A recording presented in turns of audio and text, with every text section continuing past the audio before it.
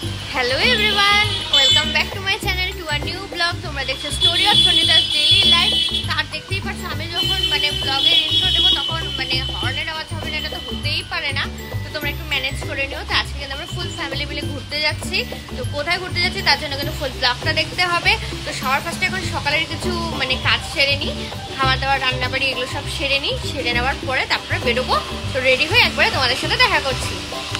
তো দেখতেই পাচ্ছ আমি কিন্তু ফুল টু রেডি হয়ে গেছি যাওয়ার জন্য। তো আমি তো রেডি অনেক আগেই হয়ে গেছি, রান্না বাড়ি সব কিছু কাজ করেও আমি রেডি হয়ে গেছি। কিন্তু আমার দিদি এখনও আসতে পারিনি, এখন ওই 10টা সাড়ে 10টার পাশাপাশি বাজে। আর যেহেতু আমরা অনেকটা দূরে যাবো তাই একটু সকালবেলা বেরোলেই বেশি ভালো হতো, কিন্তু এখনও দিদি আসেনি। তো যখন আসবে তারপরে আমরা সবাই বেরোবো। তো চলো ব্লগটা দেখতে থাকো। আর ভিডিওটা ভালো লাগলে কিন্তু অবশ্যই আমার চ্যানেলটাকে লাইক কমেন্ট সাবস্ক্রাইব করতে একদমই ভুলো না। আর আমাকে কীরকম লাগছে সেটাও কিন্তু কমেন্ট সেকশনে অবশ্যই জানিও। তো দেখা হচ্ছে, চলো হ্যালো ব্লগে। ফাইনালি অনেকক্ষণ অপেক্ষার পর দিদিরা 11টা 15তে আসলো আর আমরা তার সাথে সাথেই বেরিয়ে পড়েছি।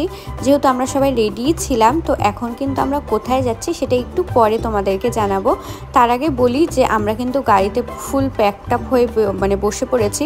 থারের পিছনের জায়গাটা এতটাই চাপা যার জন্য কিন্তু আমাদের বসতে একটু প্রবলেমই হয়। তো তার জন্য কিন্তু আমাদের একটা খুব সুন্দর গুড নিউজ কিছুদিনের মধ্যেই আসছে। তারও একটা ব্লগ তোমাদের সাথে অবশ্যই শেয়ার করবো, তোমরা জানতেই পারবে যে কী গুড নিউজ আসছে। আর দেখো আমরা কিন্তু এখন ওই চিলাপাতা ফরেস্টের যে রাস্তাটা আছে সেই রাস্তাটা ধরে নিয়েছি। আজকে আমরা যাচ্ছি হলো বানারহাট কলা বাগান। তো আমরা এখন চলে এসেছি কোথায়, তো চলো দেখাই। আর মুখের অবস্থা তো দেখতেই পাচ্ছ, এত গরম এখানে।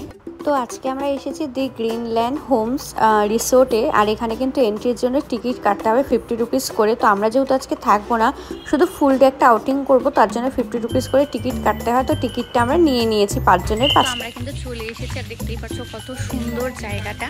তো আমার তো ভিতরে ঢুকবো এখন, এন্ট্রি টিকিট 50 রুপিস করে। তো আমরা টিকিট কেটে নিয়েছি, 5 জন ছিলাম। তো চলো ভিতরে গিয়ে কী কী করবো সব তোমাদের সাথে শেয়ার করবো।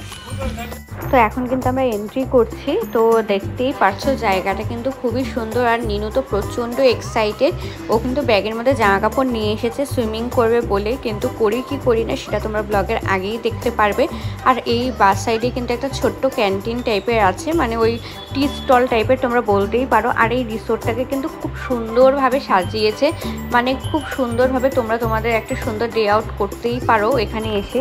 বাচ্চাদের জন্য এখানে কিন্তু খুব সুন্দর একটা পার্কের ব্যবস্থাও আছে, যেটা তোমাদের সাথে একটু পরে আমরা শেয়ার করব। তো তার আগে আমরা ফুল রিসোর্টটা একবার ঘুরে ঘুরে দেখছি। আর এই যে দেখতেই পাচ্ছ এখানে কিন্তু একটা বোটিংয়েরও ব্যবস্থা আছে, ছোট পন্ড টাইপের একটা করা আছে লেকে, যেখানে তোমরা বোটিং করতে পারবে। বোটিংটাও চার্জেবল, কিন্তু কতটা চার্জেবল সেটা আমি ঠিক বলতে পারবো না, কারণ আমি সেটা শুনতে একদমই ভুলে গেছি। তো তার আগে একটা সুইমিং পুল আছে, তো সুইমিং পুলটা কীরকম সেটা তোমাদের সাথে শেয়ার করবো আর নিজেও আমরা দেখবো। আর দি গ্রিনল্যান্ড হোমসটা কিন্তু বানারহাটে অবস্থিত। তোমরা এটা হলো শিলিগুড়ি থেকে ওই 100 কিলোমিটারের মতন পড়বে। আর তোমরা যদি ধূপগুড়ি থেকে আসো তাহলে ধূপগুড়ি থেকে 28 কিলোমিটারের মতন পড়বে এই জায়গাটা কিন্তু সত্যি অসাধারণ। এত সুন্দরভাবে চারিদিকটা পরিবেশটাকে সাজিয়ে গুছিয়ে বানানো হয়েছে, সত্যি মনটা খুব শান্তি লাগে এত সুন্দর একটা জায়গায় আসলে। আর নিনো দেখতেই পাচ্ছ নাচতে নাচতে সুইমিং পুলের সামনে যাচ্ছে। তো চলো দেখি সুইমিং পুলটা কতটা বড় আর কীরকম কী ফেসিলিটি আছে আমরা দেখব। তো সুইমিং পুলের এখানে কিন্তু কোনো ড্রিঙ্কস অ্যালাউ না, সেটা আগে এখানে একটা বড় বোর্ড লাগানো আছে, তোমরা দেখতেই পাচ্ছ। আর এই যে দেখতেই পাচ্ছ সুইমিং পুলটা কিন্তু ওখানে অনেকটাই বড়। আর তোমরা যদি এখানে সুইমিং করতে চাও তো এখানে 1 ঘন্টার চার্জেস 300 রুপিস, যেটা আমার খুবই বেশি এক্সপেন্সিভ লেগেছে। আমাদের শিলিগুড়িতে অন্য যে কোনো জায়গায় সুইমিং করলে ফুল ডের চার্জেস 300 to 400 থাকে। আমরা আর সুইমিং করিনি। তারপরে আমরা কিন্তু এখানে একটা ছোট্ট স্ন্যাক্স কাউন্টার আছে, তো সেখানেই আজকে আমরা চলে এসেছি। তো এখানে কিন্তু এই যে দেখো এত গরমের হাত থেকে বাঁচার জন্য একটা মশলা কোল্ড ড্রিঙ্কস নিয়েছি, ঠান্ডা ঠান্ডা খুবই টেস্টি ছিল। তারপরে কিন্তু আমরা স্টার্টার্সে অর্ডার দিয়েছিলাম ক্রিসপি কর্ন আর চিকেন 65। তো দুটোই খেতে মোটামুটি ভালো ছিল। তো এখানে কিন্তু স্টার্টার্সেরই অপশান ছিল, মেন কোর্স বানাতে অনেকটাই টাইম লাগাবে বলছিল 1 ঘন্টার মতন। তো তার জন্য আমরা এখানে আর সেরকমভাবে কোনো লাঞ্চ করিনি, ভেবেছি যে অন্য এক জায়গায় গিয়ে করবো। তো যেখানেই গিয়ে করি না কেন তোমাদের সাথে অবশ্যই শেয়ার করব। তো এই যে দেখো খাবারটা আমি এনজয় করছি, আর খাবারটা কিন্তু খেতে খুবই টেস্টি ছিল। ক্রিসপি কর্নটা তো খুবই টেস্টি ছিল। আর চিকেন 65টা মোটামুটি টেস্টি ছিল। আমি যেহেতু এত মানে স্পাইসি চিকেন খেতে একটু পছন্দ করি না, তাই আমার অত বেশি ভালো না লাগলেও সবার কিন্তু খুবই ভালো লেগেছিলো। আর খাবারের প্রাইসগুলো মোটামুটি প্লেস আন্দাজে ঠিকই আছে, একটু হাই আছে, কিন্তু খাবার দাবারগুলো ভালোই ছিল। তোমরা চাইলে অবশ্যই আসতে পারো।